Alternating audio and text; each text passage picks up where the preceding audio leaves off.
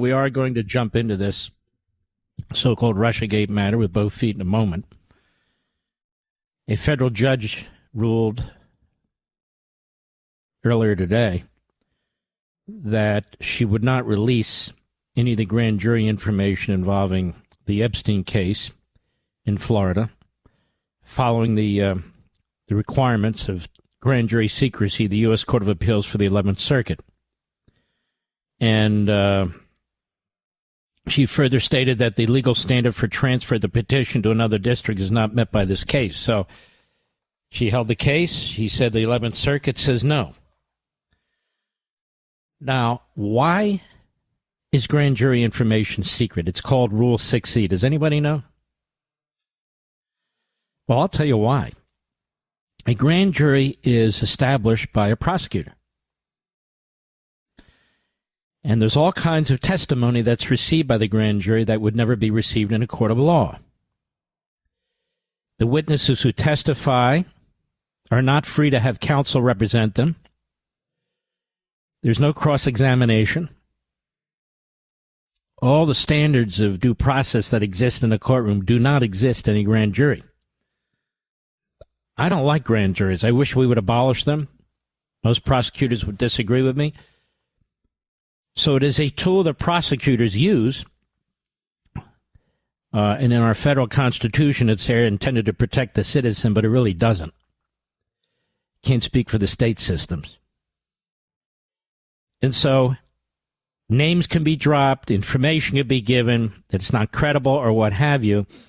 So the courts say, look, if people are going to testify in front of a grand jury and they're compelled to testify and they're compelled to testify without counsel, there's no cross-examination, there's nothing of the kind, then that needs to say secret. Why? Because, first of all, for trial purposes, that could taint the conduct of a jury in a trial. That's number one. Number two, things could be said about people that are not accurate. They're not true because they're not challengeable in a grand jury. In fact, the individual whose name or individuals may come up don't even know they're mentioned in a grand jury, let alone have counsel present to object, because none of it is applicable, none of those standards.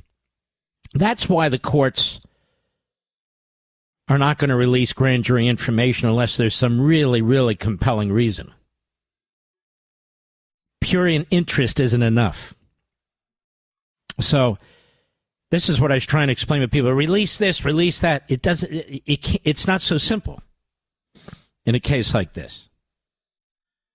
Now, Bondi and her department have sought the release of the grand jury information, and a federal judge said no.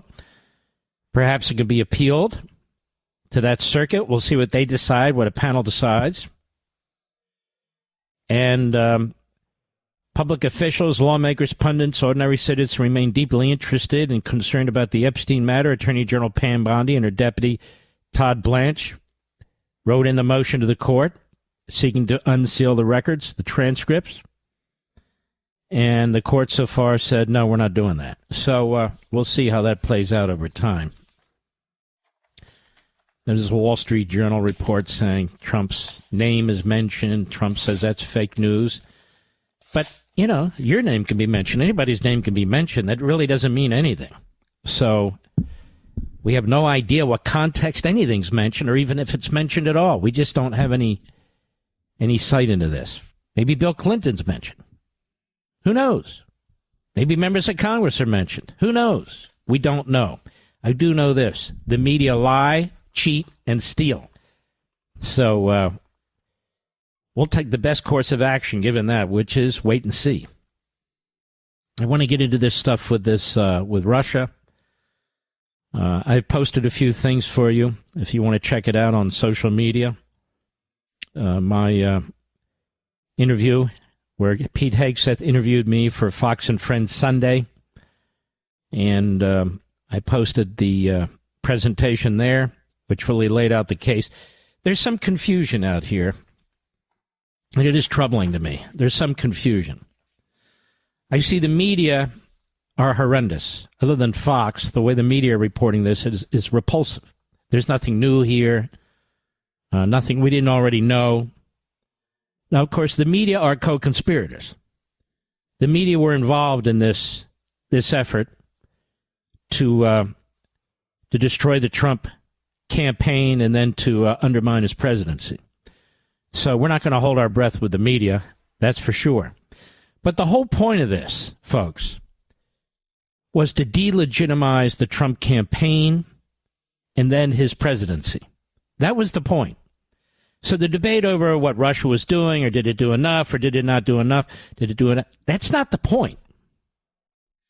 The point is the information was used. It was used for the purpose of trying to destroy the Trump candidacy, delegitimize it, and destroy his new presidency. That was the point. And there were leaks from the FBI, leaks from the Department of Justice, the mothership, leaks from the intelligence agencies. The CIA director turns out to be a liar, as we knew he was. The head of national intelligence, another liar, as we knew he was. Obama, how could Obama not know about this? I said this way back, 8.5 years. How could he not? It was in the newspapers. It was in the newspapers. That's where I got it from. But, of course, he had a more active role in that, didn't he? It's just like this game where they play they didn't know anything about the Tea Party that was under relentless and broad assault by the Internal Revenue Service. Remember that one? So the Obama part of this is the claim that Russia wanted to get Trump elected. That never made any sense. We said it at the time. Why would they want Trump elected? He'll be tougher on Russia than Hillary Clinton. So that was a lie. Russia didn't want Trump to get elected. Then the Steele dossier. The Steele dossier was a lie. It was a fiction from beginning to end. And yet, as Gabbard points out, it was the main piece of information, as well as 3 discarded pieces of fake intelligence or useless intelligence, as a basis for creating this fabrication.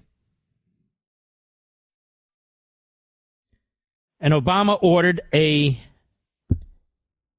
intelligence rewrite, if you will, a new assessment. Even though he knew there was nothing to it, he ordered a new assessment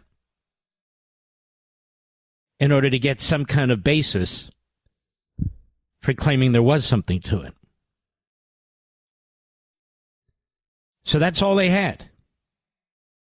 Now, keep in mind, this is the same administration that lied about Biden's cognition, the same administration that lied about the Hunter laptop, the same media, I should say, and now the Russia collusion hoax. So, of course, the media just blow this off as no big deal. They're very focused now on the Epstein matter, which, of course, all during the 4 years of Biden, they never mentioned, not once, in any significant way.